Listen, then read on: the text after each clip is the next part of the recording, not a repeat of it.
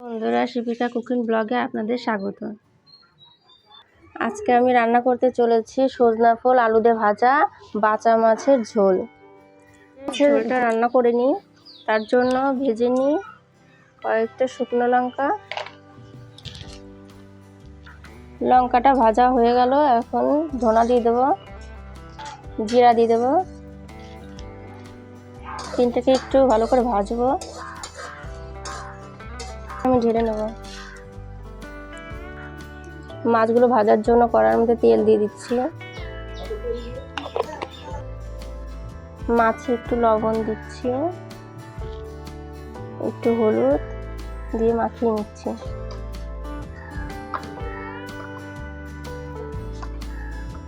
বন্ধুরা, তেল গরম হয়ে গেছে, এখন একটা একটা করে মাছ ছেড়ে দেবো।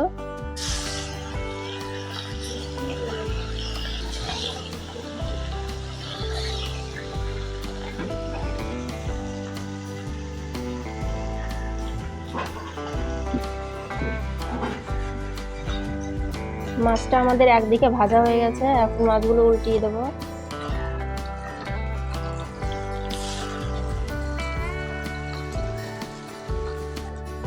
মাছটা আমাদের ভাজা হয়ে গেছে, এখন মাছগুলো তুলে দেবো।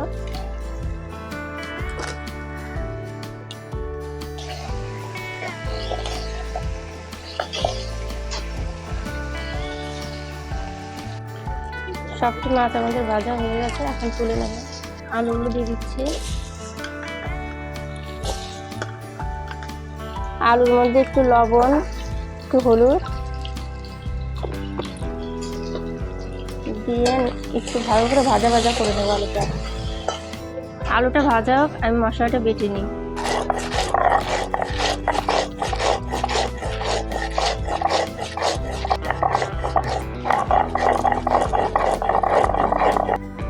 আদাটা বেটে নিই।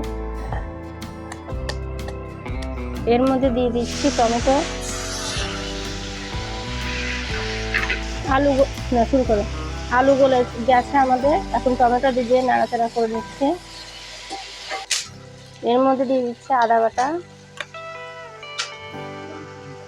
লঙ্কা, জিরা, ধনা বাটা। ভালো করে কষিয়ে নেব।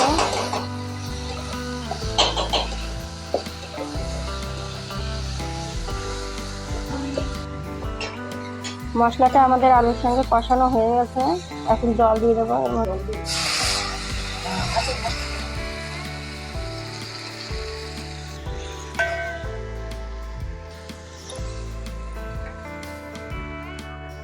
পরিমাণ মতো লবণ দিয়ে দিচ্ছি।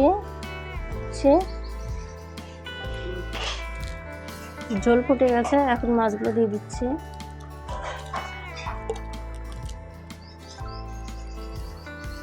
নেড়ে নেব।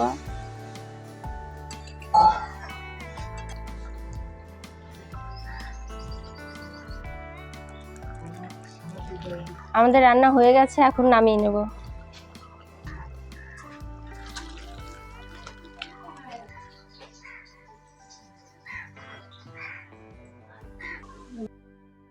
এখন ভেজে নেব আলু আর সজনার ফুল।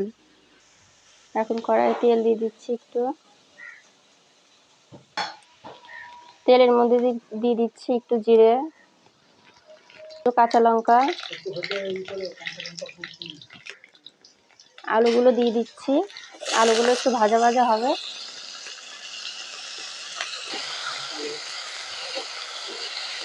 একটু ভাজা ভাজা হবে, তারপরে সজনার ফুলগুলো দিব। দিয়ে দিচ্ছি একটু লবণ, এখন একটু দিয়ে দিচ্ছি হলুদ, নাড়াচাড়া করে নেব।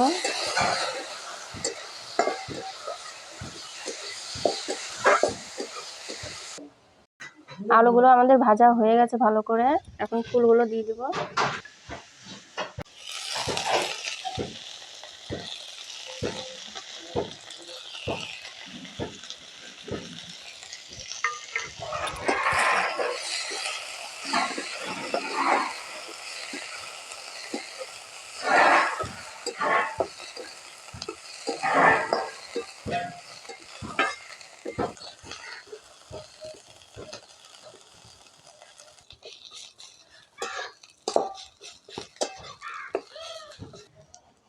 আমাদের সজনার ফুল ভাজা হয়ে গেছে, এখন তুলে দিচ্ছে।